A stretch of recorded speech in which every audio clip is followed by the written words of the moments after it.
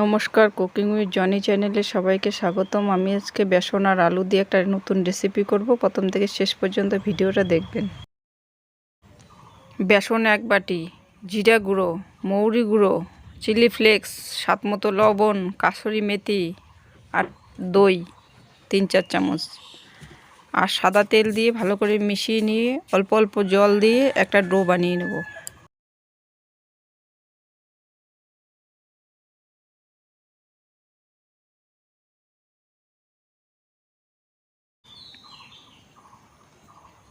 আমার মাখা হয়ে গেছে। এখন হাতের সাহায্যে এভাবে একটা লম্বা শেপ দিয়ে নেব। লম্বা শেপ দিয়ে জলে সেদ্ধ করে নেব। জলের মধ্যে তেল দিয়ে দিচ্ছি আর সামান্য একটু লবণ। দেখুন 20 মিনিট আমি সেদ্ধ করে নিয়েছি। সেদ্ধ করে ঠান্ডা করে নিয়েছি। এখন আমি পিস পিস করে কেটে নেব।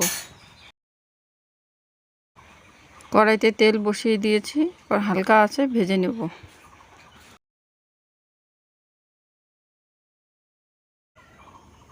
দেখুন আমার ভাজা হয়ে গেছে। এখন আমি নামিয়ে নেব।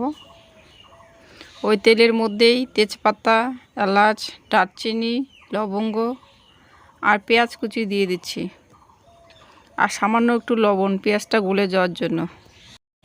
দেখুন পেঁয়াজ ভাজা ভাজা হয়ে গেছে। এখন টমেটো বাটাটাও দিয়ে দিচ্ছি, আদা রসুনের পেস্ট, ধনে গুঁড়ো, জিরা গুঁড়ো, হলুদ গুঁড়ো, লঙ্কা গুঁড়ো দিয়ে ভালো করে কষিয়ে নেব আর স্বাদ মতো লবণ।